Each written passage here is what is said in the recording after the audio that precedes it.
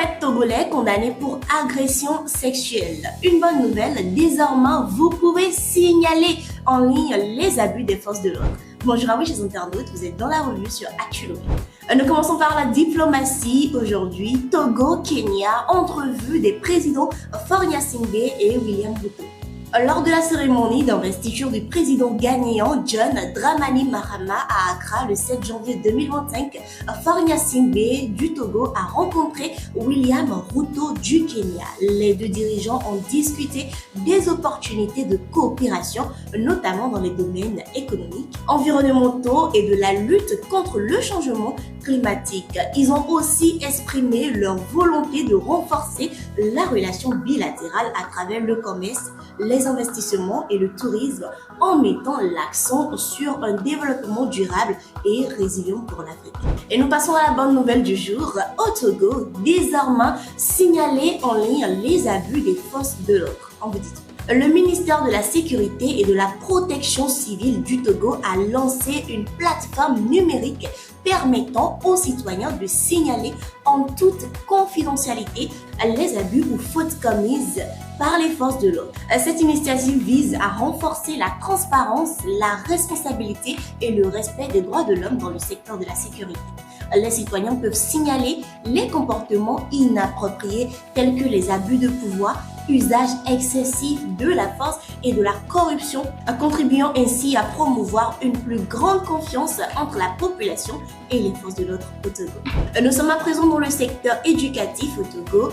Lettre ouverte de la SEET au président Faure Gnassingbé.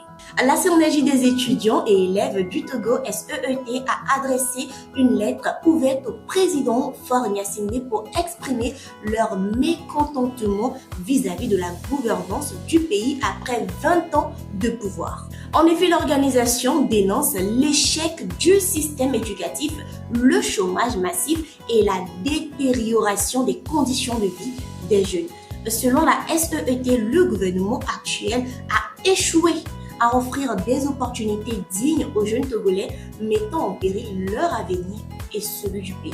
Parlons des infrastructures routières au Togo. Les transporteurs routiers dénoncent les portiques dangereux.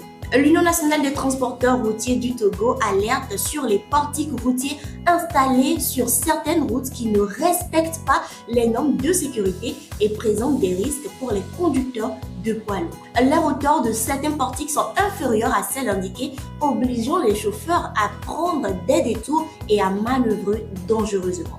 Le gouvernement a annoncé une mission d'inspection conjointe pour évaluer ces structures et proposer des ajustements.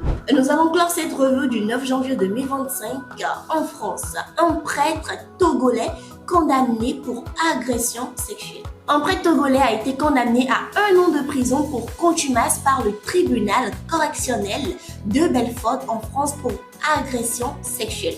L'incident s'est produit en juillet 2023 lorsque le prêtre prétendument ivre a forcé une paroissienne à des gestes sexuels contre son gré. Bien que le prêtre ait nié les accusations, des témoignages ont renforcé la version de la victime. Le prêtre a quitté la France avant le procès et demeure au Togo avec un mandat d'arrêt international lancé contre lui. Il faut noter que la peine comprend une inscription au fichier des délinquants sexuels et une interdiction d'exercer en France. L'information en temps réel, c'est sur Actu Lomé. Merci à vous, chers internautes, d'avoir suivi cette revue du 9 janvier 2025. Lâchez-vous dans les commentaires et republiez maximum la vidéo. Actu Lomé.